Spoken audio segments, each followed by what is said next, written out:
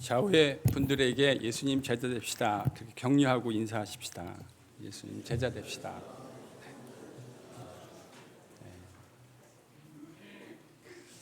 어느 시점이 될는지 모르지만 제자 훈련을 안 받으시는 분들이 제가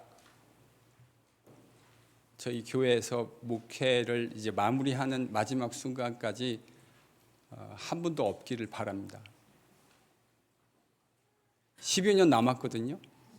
12년 남았습니다. 그러니까 제가 큰 무리 없이 건강상의 문제 없이 은퇴한다는 게 이제 12년 남았는데 되게 마음 편한 것 같아요. 뭐 이거 가지고 성도들하고 어려워질 이유도 없고 저는 딱 12년 더 하고 깨끗하게 떠날 겁니다. 그때까지 예수님의 제자를 만들려는 그 주님의 말씀에 저는 그 딱 한 가지 명령에 순종하려고 마음 먹고 교회 왔거든요. 그러니까 괜찮습니다. 앞으로 12번의 제자 훈련이 더 남아 있으니까 여러분 스케줄을 잘 조정하셔서 어느 시점인가는 꼭 제자 훈련을 하실 수 있기를 바랍니다. 요한복음은 진리를 참 쉽게 설명하는 책이라고 생각합니다. 저도 개인적으로 요한복음을 통해서 복음이 무엇인가를 깨닫게 되지 않았을까 그렇게 생각해요. 그래서 그런지 참 오랫동안 많은 성도들에게 요한복음은 사랑받는 하나님의 말씀이었습니다. 그런데 요한복음을 묵상하다 보면 이 요한복음 묵상을 통해서 깨닫게 되는 건 이게 참 깊은 진리를 전달하는 책이다. 그러니까 복음의 날 것 그대로의 복음을 아주 쉽게 들어서 복음이 뭔지를 쉽게 이해할 수 있지만 그 복음이 가지고 있는 깊은 의미들을 묵상하게 만드는 책이다 이렇게 생각해요. 이 내용을 한 요한복음 신학자는 이렇게 표현했습니다. 요한복음은 어린 아이들도 물장구 칠 수 있는 그런 그 풀 있잖아요.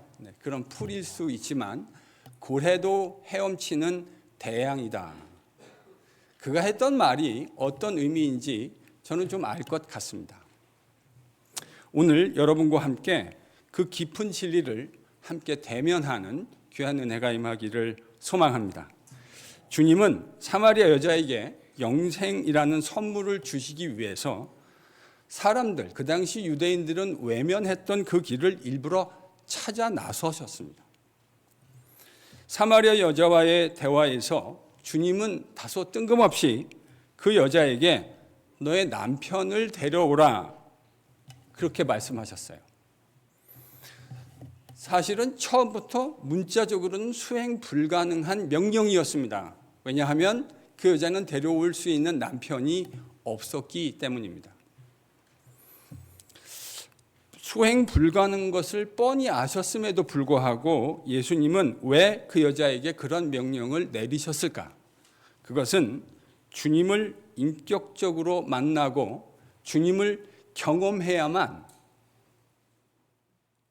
생수를 누릴 수 있기 때문이에요. 그거를 하기 위해서 가장 방해가 되는 것이 예수님의 말씀을 듣고 있는 우리 자신, 본인이기 때문에 주님이 그 말씀을 하신 겁니다. 주님을 인격적으로 만나기 위해서는 내가 가지고 있는 내 자신의 벌거벗은 모습, 우리가 우리 스스로를 착각해서 바라보게 하는 것 말고 사회적 지위나 내가 가지고 있는 힘들, 내가 갖고 있는 돈들 이런 것들이 내가 누구인지를 제대로 바라보게 하는 것에 방해가 되는 경우가 허다해요. 그런 거 말고 하나님이 나를 보시는 그 적나라한 눈으로 나를 보게 되는 것. 그래서 내가 주님의 도움 없이는 아무것도 이루어낼 수 없는 연약한 존재라고 하는 사실을 주님과 그 복음 앞에서 깨달아야 하는데 그러기 위해서 주님이 지금 이 말씀을 하신 겁니다. 이것은 마치 병자가 의사에게 아주 유능한 의사가 있는데 그에게 치료를 받기를 원한다면 내가 아프다는 사실을 인정하고 그의 치료 앞에 나를 오픈해야만 치료를 받게 되는 것과 같은 원리입니다. 그런데요, 경험상 이게 진짜 쉽지 않은 것 같아요. 사람이 하나님이 나를 바라보시는 바로 그 관점에서 나를 바라보게 되는 것, 이건 여간 어려운 일이 아닙니다. 말씀이라는 거울 앞에 내가 어떤 존재인지를 돌이켜보고 세어보지 않고, 여러분 이런 반성과 셀프 리플렉션이 일어나는 건 제가 볼 때 거의 기적에 가까운 일이라고 생각해요. 오늘 본문에 등장하는 여자도 크게 다른 것 같지가 않아요. 남편을 데려오라는 낯선 유대 남자의 말에 이 여자는 가슴이 덜컹했을 겁니다. 나를 아는 동네 사람들은 몰라도 나를 당최 처음 보는 이 유대 남자가 내가 누군지 알고 가서 남편을 데려오라고 하는가? 여잔 속으로 이렇게 생각했을 겁니다. 그리고는 주님께 나는 남편이 없습니다 라고 대답해 버렸습니다. 이 말 속에는 몇 가지 고민할 부분이 있는 것 같아요. 여자가 왜 이렇게 말했을까? 일단 그것이 사실입니다. 과거 5명의 남편이 있었고 지금 살고 있는, 그러니까 매우 부적절한 관계에 있다는 의미겠죠. 그 사람도 내 남편이 아니다, 그렇게 말하고 이 주제를 회피해버리고 싶었던 것으로 저는 추정합니다. 충분히 이해될 만한 내용이라는 생각이 들어요. 이 여자는 이 주제에 관한 한 더 이상 길게 말하고 싶지 않았을 것 같습니다. 자신의 아킬레스건과 같은 연약함을 직면하는 것, 우리가 좋아하는 것이 아닙니다. 이 여자는 주님의 말씀을 회피하고 싶었던 것으로 보입니다. 그런데 남편이 없다고 이야기한 이 여자의 말을 다 듣고 주님이 이렇게 말씀하시죠. 남편이 없다는 너의 말이 옳다. 너에게 남편 5이 있었고 지금 있는 그 남자도 네 남편이 아니니 너의 말이 참되다.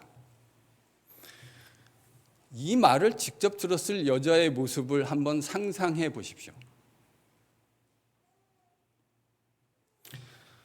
어안이 벙벙했을 겁니다. 아니, 이 사람이 나를 어떻게 알고 내가 어떤 삶을 살아왔는지 그 삶의 궤적을 이렇게 정확하게 알고 있단 말인가. 깜짝 놀랐을 겁니다.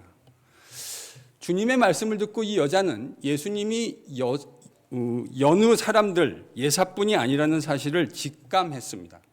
자신의 모든 과거의 행적을 꿰뚫고 계시는 이 유대 남자가 예사뿐이 아니고 적어도 선지자 정도는 되는 분이다, 이렇게 생각했죠. 그러면 이 여자는 지금 주님이 원하시는 대로 자신의 연약한 모습을 그대로 직면하게 되었을까? 여러분 20절을 가지고 가늠해 보겠습니다. 본문 20절입니다. 같이 읽을까요? 시작.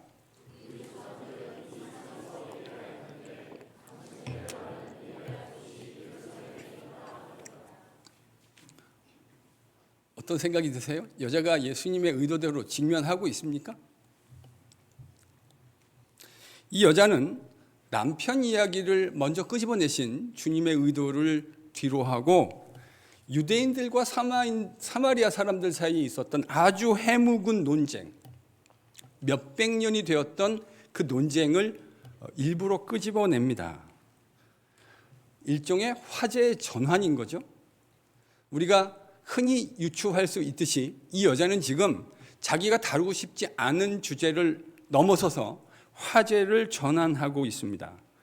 여자는 주님이 예사분이 아니라는 것을 느끼기는 했지만 그 주제를 다루고 싶지 않았음이 분명해 보입니다. 그래서 유대인과 사마리아 사인들 사이에 오랫동안 논쟁하고 있었던 예배 장소의 문제로 화제를 전환했어요. 여러분, 예배 장소 문제는 오래된 몇백 년이 된 논쟁이었고 예수님 당시에도 논쟁거리였습니다.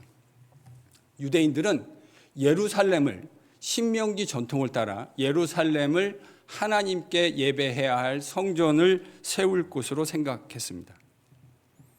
요즘 저희들이 최근까지 묵상했던 스가랴 본문도 보면 예루살렘 성전 짓는 게 스가랴의 아주 중요한 주제잖아요.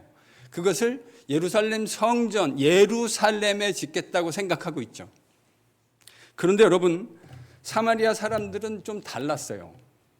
아마도 그들은 반쪽짜리 유대인이라는 이름을 가지고 평생을 살았을 텐데, 여러분, 예루살렘에 가본들 정통 유대인들이 자신들을 반쪽짜리 유대인으로 생각하고 환영해 줄 리 없죠. 그래서 그들은 그리심산에 성전을 세웠습니다. 여기에도 나름대로 라직이 있기는 합니다. 왜냐하면 사마리아 사람들은 오경, 모세 오경만을 하나님의 말씀이라고 생각했는데, 그래서 아브라함이, 그러니까 우리가 읽는 스가랴는 그들에게 하나님 말씀이 아닌 거예요. 그래서 아브라함이 약속의 땅에 와서 세겜에서 하나님께 예배를 드리지 않습니까? 이 전통을 따라서 세겜이 있었던 그리심산에다 성전을 짓겠다고 생각한 겁니다. 근데 주전 128년에 어떤 일이 벌어지냐면, 요세푸스라는 사람의 글을 보면 존 힐카누스라고 하는 사람이 이스라엘의 군대를 끌고 들어와서 그리심산에 있었던 성전을 불태워버립니다.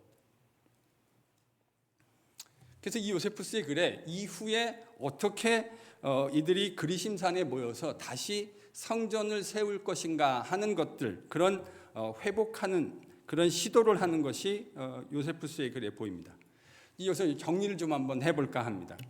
지금 주님은 수가성 여인, 이 우물가의 여자에게 다가와서 물이라는 소재를 가지고 목마른 여자에게 영생수라고 하는 주제에 대해서 이야기하려고 시도하셨습니다. 그런데 여자가 주제를 전환했죠. 생수가 아니라 예배 장소에 대한 유대인과 사마리아 사람의 해묵은 논쟁을 들고 나왔습니다. 그러면 질문 하나 해보겠습니다. 예수님이 하시려고 했던 그 이야기, 그 주제, 그 시도는 다 무산되어져 버린 겁니까? 뒷문맥에 여자가 제기했던 예배에 대한 이야기가 지속되어지고 있거든요. 그러니까 얼핏 보면 예수님의 의도가 무산된 것처럼 보일 수 있습니다. 근데 여러분, 잘 묵상해 보시면요, 그렇게 된 것 같지가 않아요. 오늘 이제 그 얘기를 여러분하고 이야기해 보려고 합니다. 그게 핵심이 될 것 같아요. 21절을 같이 읽겠습니다. 본문 21절입니다. 같이 읽죠. 시작.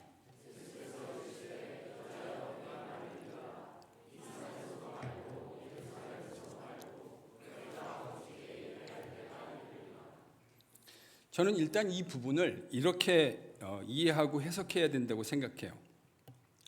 여자는 자기가 다루고 싶지 않은 주제를 피하기 위해서 예배 장소라는 주제로 화제를 전환했잖아요. 그런데 예수님은 이 여자가 화제를 전환하려고 시도했지만 여전히 자신이 말씀하시려는 주제를 놓치지 않고 계세요. 대신 여자가 예배라는 새로운 주제를 끌고 나왔으니까 그 예배라는 주제를 받으셔가지고 생수에 관련된 주제를 다루고 계신다고 생각해요. 제가 제자 훈련을 하는데 가끔 우리 제자 훈련생들이 가끔은 일부러이신 것 같기도 하고 가끔은 의도와 상관없이 제가 가려는 방향과 다른 이야기로 화제를 전환하실 때가 있습니다. 이럴 때 저는 주님이 가르쳐 주셨던 고전적 방법을 사용합니다. 그래서 그분들의 말과 관계없이 그분들의 이야기를 받기는 하지만 받아서 제가 해야 할 원래의 이야기를 진행해 갑니다. All credit goes back to the Lord Jesus. 제가 고안한 방법이 아니고요. 제가 요한복음 4장 묵상하다가 주님이 그렇게 하셨구나 하는 것을 깨닫게 됐어요. 제가 지금 말씀드렸던 이야기가 성립하려면 한 가지 사실이 확인되어야 할 것 같습니다. 그게 무엇이냐면 생수와 관련되어서 언급되었던 핵심 주제와 예배와 관련돼서 주님이 말씀하시는 핵심 주제가 같아야 돼요. 그럼 제가 말씀드리려는 게 성립될 거예요. 자, 그러기 위해서 한 단계 좀 깊게 더 들어가 보도록 하겠습니다.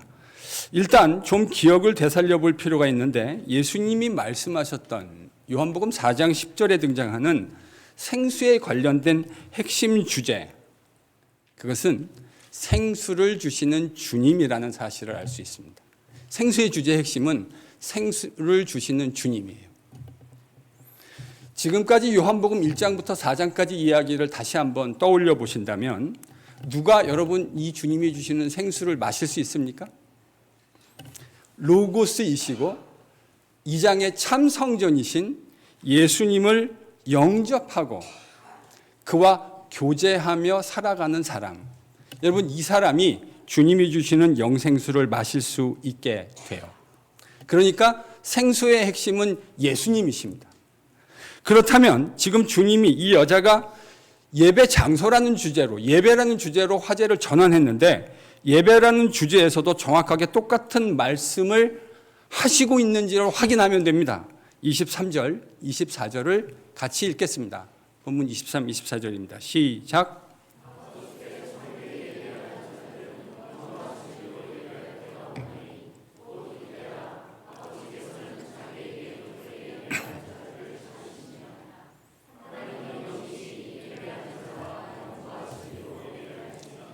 여러분, 개역 개정이 아니라 신앙생활을 오래 하신 분들은 개역 성경을 기억하시는 분들이 계실 것 같습니다.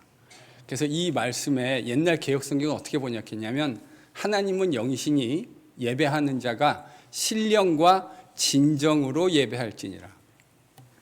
제가 성경을 심각하게 이제 읽었던 게 대학생 때부터였던 것 같은데 그때 제가 이 말씀을 읽고요 혼자 이런 생각했습니다. 그러니까 하나님께 예배하려면 내 온 마음과 정성을 다해서 하나님께 예배해야 되겠구나.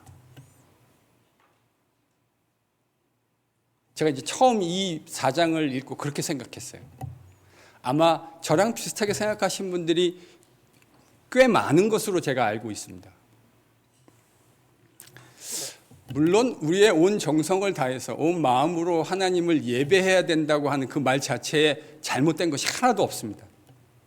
문제는 4장 23, 24절이 그 이야기를 하는 정도가 아니라는 데 있는 거죠.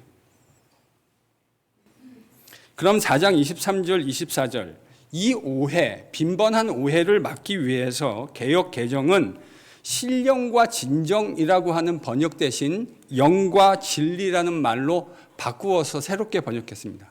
저는 신약학자로서 이 번역이 훨씬 더 좋은 번역이라고 생각합니다. 아버지께 참되게 예배할 때가 온다는 거죠.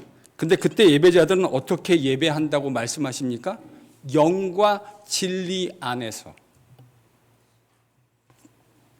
그럼 이 말의 의미가 뭔지를 알려면 영은 뭐고 진리는 뭔지 이 부분을 규명해야 하겠군요.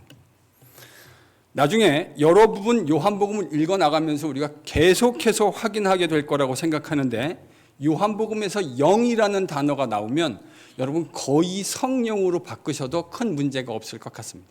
오늘 본문에 이 스피릿이라고 하는 푸뉴마라고 하는 단어에 정관사가 붙어 있지 않아요. 이게 붙어 있으면 성령인 게 더 분명해요. 문맥 안에서.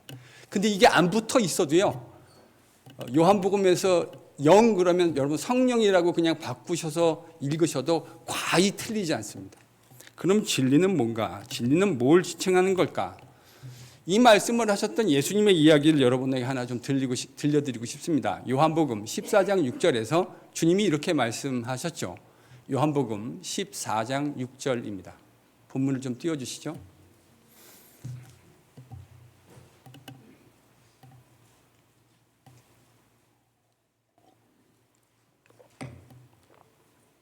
네. 준비가 안 됐나요? 아까 일부에서는 있었던 것 같은데 요한복음 14장 6절.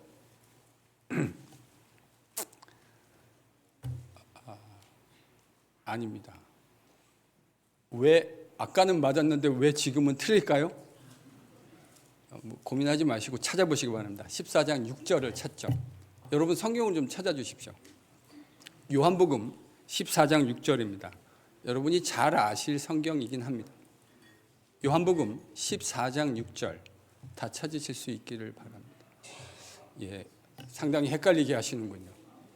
여기 뜬 거 맞죠? 네. 같이 읽겠습니다. 시작.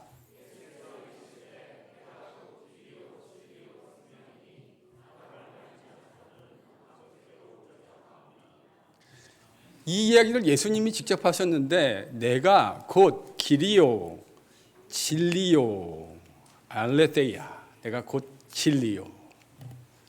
이 말씀을 하셨던 주님이 4장에서는 영과 진리로 예배해야만, 영과 진리 안에서만 예배할 때 하나님께 참된 예배가 될 수 있다, 이렇게 말씀하신 겁니다. 그러니까 여러분, 영과 진리로 예배한다는 말을 이제 이렇게 이해하고 나면 우리 뭐라고 바꿨을 수 있을까요? 성령과 진리이신 예수님 안에서 예배해야만, 그리심산 예루살렘의 문제가 아니라는 거예요. 참된 예배는 성령과 진리이신 예수님 안에서, 즉 참 성전이신, 이미 2장에서 얘기했죠. 참 성전이신 예수님 안에서 드려지는 예배만이 진정한 예배가 된다고 가르쳐 주신 겁니다. 그러니까 생수에 대한 주제도 생수를 허락하시는 예수님의 핵심이고, 예배에 대한 주제도 참 성전이시고 진리이신 예수님이 이 예배의 핵심이라고 하는 것이 분명해졌네요.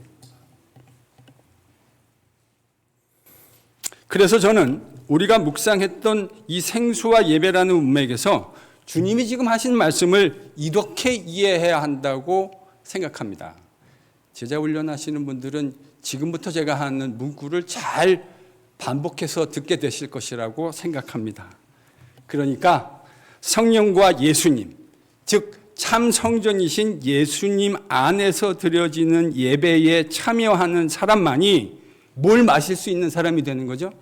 주님 주시는 생수를 마시는 사람이 되는 거예요. 영생수를 마시며 영원히 목마르지 않게 되는 것. 누가 이 영생수를 마실 수 있습니까? 요한복음 문맥에서는 이렇게 되는 겁니다. 자기가 얼마나 구제불능인지를 깨닫고 하나님이 나를 보시는 관점에서 나를 바라보게 되어서 나에게 그 소망이 단 1도 존재하지 않는다는 사실을 주님 안에서 겸손하게 인정하고 예수님 안에서만, 우리 주님 안에서만 참된 소망을 발견할 수 있다는 사실을 기억해내고 하나님께 예배하는 사람만이 주님이 허락하시는 참된 영생수를 마시게 된다는 말입니다. 이게 주님이 가르쳐 주시고 싶은 진리의 말씀이에요. 여러분, 누가 영생수를 마실 수 있습니까? 그런 맥락에서 얘기한다면 하나님께 참되게 예배하는 예배자만이 영원히 목마르지 않는 영생수를 마시며 이 땅을 살아갈 수 있게 되는 것이군요. 저 여러분에게 이 진리를 믿을 수 있는 은혜가 임하기를 바랍니다. 하나님이 그 사실을 여러분의 심령 가운데 일깨워 주시기를 기도합니다. 물론 지금 주님이 말씀하시는 이 예배라는 것이 지금 우리가 하고 있는 것처럼 이 예배당 안에서 드리는 예배만을 의미하는 것은 저는 아닐 거라고 생각합니다. 제가 신학교 선생 시절에 이제 미래의 주님의 교회의 리더들이 되어야 할 전도사님들에게 강의를 할 때마다 제 강의는 항상 기도로 시작했습니다. 그 기도에 제가 빠지지 않고 포함시켰던 내용이 있는데 그 기도가 뭐냐면, 하나님, 우리가 주의 백성인데 우리가 앞으로 주님의 교회의 리더와 일꾼이 되어서 섬길 겁니다. 지금 우리가 함께 모여서 주님의 말씀을 훈련할 텐데 우리가 말씀 연구를 통해서 드리는 예배를 통해 주님이 영광 받아주시기를 기도합니다. 저는 제 수업 시간 시작을 늘 이렇게 시작했습니다. 이 기도로 시작했어요. 여러분, 우리가 이 예배당에서 드리는 예배를 예배라고 인정하지 않을 사람이 누가 있겠습니까? 그런데 우리가 예배당에서만 드리는 예배가 예배의 끝이 아니에요. 주님이 말씀하시는 이 예배란 여러분이 직장 생활하면서 직장에서도 하나님께 마땅히 드려져야 할 예배일 줄로 믿습니다. 커스터머를 만나는 모든 순간이 우리의 예배여야 합니다. 커스터머를 만나는 것이 나의 육적인 돈벌이의 수단으로 생각하지 말으셔야 돼요. 물론 하나님이 그것을 수단으로 나에게 필요한 육적인 양식을 공급해 주시겠지만 내가 그 커스터머를 대하는 방식이 마땅히 하나님을 향한 예배여야 합니다. 가정에서 식구들에게 하는 여러분의 엄마의 많은 수고들도 마땅히 하나님을 향한 예배여야 합니다. 제가 젊은 집사님들과 젊은 엄마들과 제자훈련을 하다 보면 제가 평상시에 잘 못 들었던 이야기들을 듣게 되는데 그 단어가 뭐냐면 독박육아입니다. 독박육아. 혼자 온통 애를 본다 이 말인 거죠.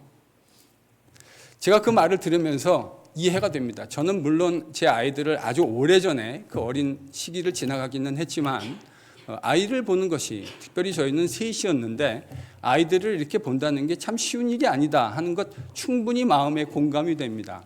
그러면서 또 그 말을 들을 때마다 살짝 아쉬운 마음이 없지는 않아요, 목사로서. 왜냐? 여러분이 독박육아라고 규정했던 바로 그 일이 하나님을 향한 거룩한 예배가 될 수 있다라는 사실을 망각하고 있는 것처럼 목사인 저에게 들리기 때문입니다. 우리가 독박육아라고 규정했던 그 일이 하나님을 향한 거룩한 예배가 될 수 있다라고 마인셋을 바꾼 사람의 태도를 상상해 보실 수 있겠습니까? 제가 졸업한 신학교에 제 논문 지도교수였던 교수님의 부인은 자기 남편 밑에서 신약학 PhD를 했습니다. 저희 학교가 아무에게나 PhD를 잘 주지 않는 것으로 유명하거든요. 사모님께 같이 공부했던 제자들이 이렇게 묻습니다. 아니, 사모님은 이렇게 어렵게 공부를 하셨는데 신학교에서 좀 가르치고 계시면 좋지 않을까요? 이런 질문을 할 때마다 그 사모님의 대답은 매우 일관됩니다. 나는 접시를 닦으면서 하나님께 예배를 드립니다. 그 얘기를 듣고 나면 우린 더 이상 이야기를 진행할 수 없어요. 접시를 닦는 그 행위를 예배가 되게 하시는 이의 영성 느껴지십니까? 주님이 지금 말씀하시는 예배는 바로 이런 겁니다. 우리 삶의 곳곳에서 드려지는 지극히 평범하게 보이는 일상들을 예배로 바꿔내는 영성과 실력. 우리가 지금 이 자리에서 드리는 공예배당에서 드리는 예배는 말할 것도 없습니다. 그렇게 예배당과 삶의 예배 처소에서 곳곳에서 무익한 나를 하나님의 백성으로 삼아주신 그 하나님의 은혜를 기억하고 떠올려내서 우리 주님이신 그리고 성령님 안에서 참 성전이신 예수님 안에서 온전히 예배하는 예배자로 세워지게 될 때 저와 여러분의 삶에 있는 목마름은 사라지게 될 줄로 믿습니다. 여러분, 그러니까요, 우리의 영혼의 목마름은 핵심은 뭐냐면 참된 예배자가 되는 것에 달려있군요. 여러분, 참된 예배자가 되면 여러분의 영혼이 목마르지 아니할 거라고 저는 감히 생각합니다. 우리 인생에 왜 그렇게 목마른지 아세요? 우리가 추구하고 있는 것들을 추구하고 그걸 얻어내면 우리는 그것 때문에 우리의 영혼이 목마르지 않을 것이라고 착각합니다. 사단이 늘 그렇게 우리를 현혹시킨다고요. 이 그럴듯한 거짓말. 진짜 그럴듯하거든요. 내가 저만큼의 돈을 가질 수 있다면, 내가 염원하고 있는 저 자리를 내가 얻을 수 있다면 내 영혼의 목마름이 해결될 것이라고 많은 사람들, 심지어 그리스도인들도 그렇게 생각합니다. 천만에요. 그런 거 가지고 영혼의 목마름이 사라지지 않습니다.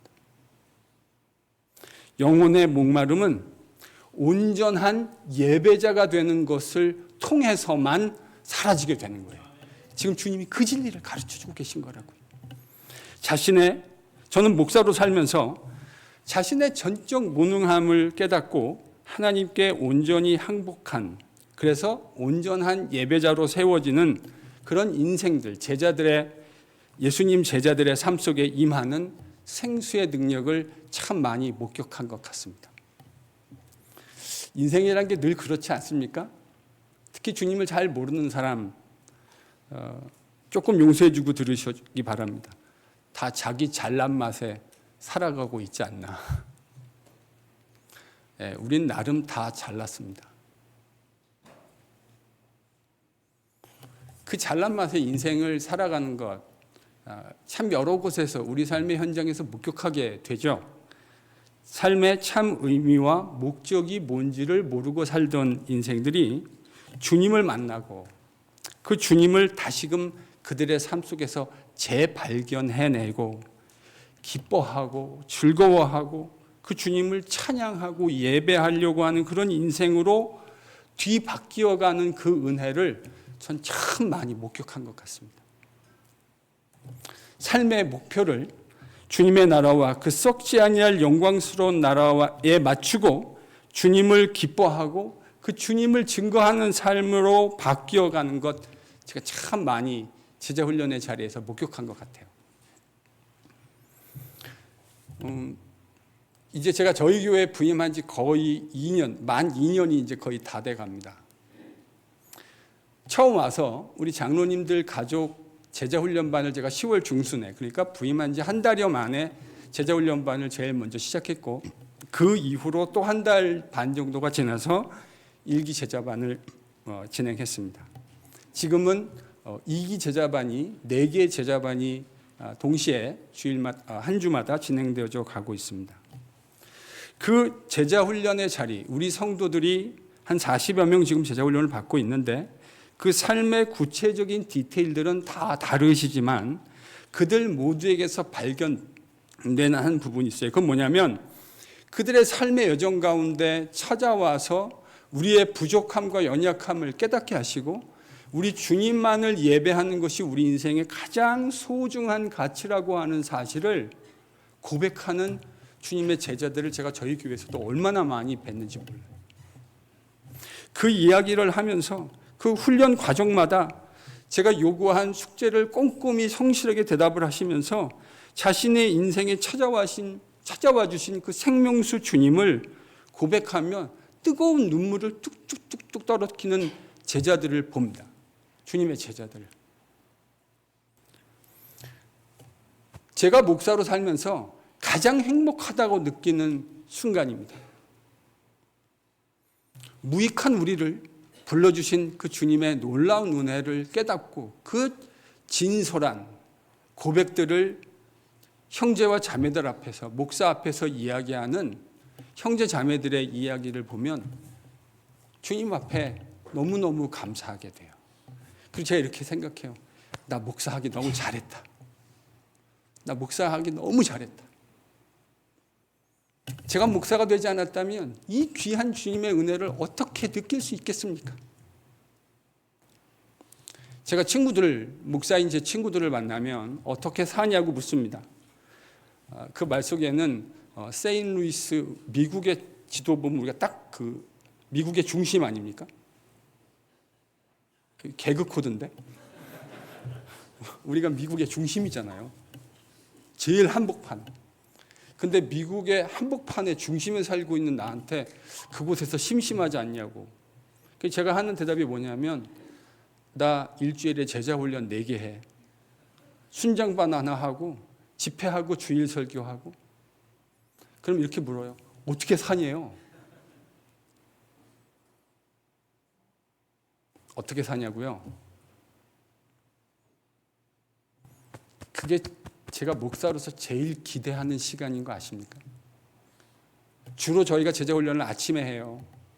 그러면 저는 밤 9시 반 반경에 침대에 들어가기 직전에 하나님께 내일 할 제자반의 지체들 한 분 한 분을 머릿속에, 왜냐하면 여러분 그거 아시죠? 제자반 지체들은 늘 자기가 앉았던 자리에 앉습니다.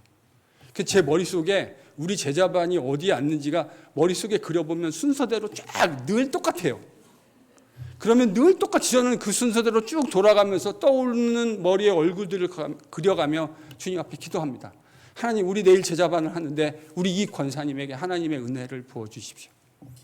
이 집사님에게 하나님의 은혜를 부어주십시오. 주님 은혜 없으면 우린 정말 아무것도 아닙니다. 하나님이 제 기도를 들으시고 그들에게 하나님의 하늘의 은혜를 베풀어 주시는 걸 경험합니다.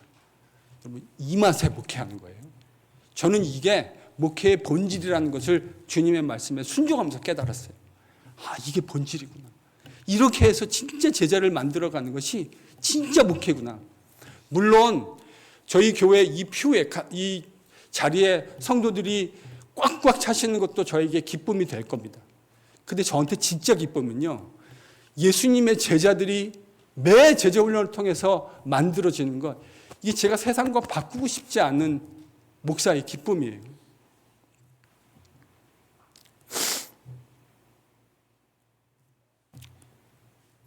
저는 그 맛 때문에 제자 훈련해요. 힘들지 않은 건 아니에요. 힘들어요. 육체적으로 힘든 게 있어요. 그런데 그 육체적으로 힘든 것을 충분히 상쇄하고도 넘어서는 영적인 기쁨, 목마르지 않는 주님이 부어주시는 생명수로 충만해지는 것의 기쁨을 저는 제자 훈련하는 그 예배 자리에서 늘상 확인하게 됩니다. 주님 앞에서 우리가 갖고 있는 무익함을 온전히 고백하고 깨닫고 온전한 예배자로 세워지는 그 은혜가 오늘 이 예배장의 자리에서 여러분에게 임하기를 간절히 소망합니다. 옆에 분에게 권면해 주세요. 이 모든 말씀, 설교 말씀의 모든 내용들을 담아서 이글이글 타오르는 눈빛으로 이렇게 권면해 주십시오. 당신은 하나님만을 예배하는 영광스러운 예배자입니다.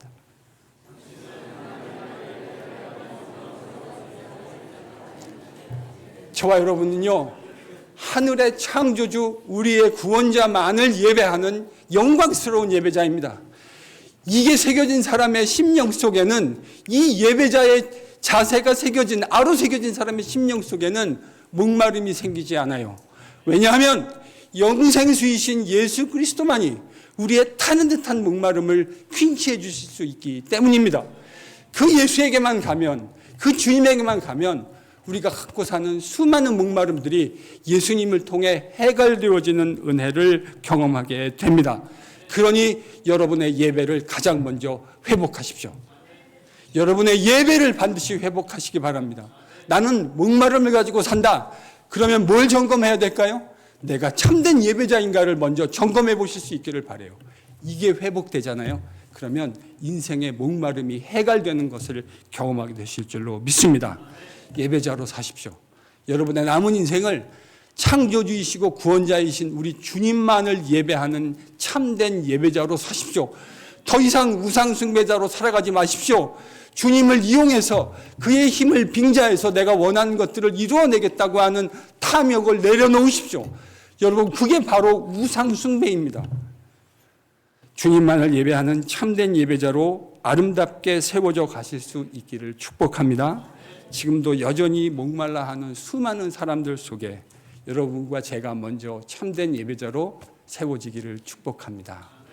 그 주님을 예배하며 삽시다. 그리고 저 바깥에 목말라 하는 수많은 사람들에게 목마르지 않을 수 있는 비결이 뭔지를 말뿐만이 아니라 우리의 삶으로 보여주며 살아가는 그런 귀한 성도 한 사람 한 사람 다 되실 수 있기를 예수님의 이름으로 뜨겁게 축복하며 기도합니다.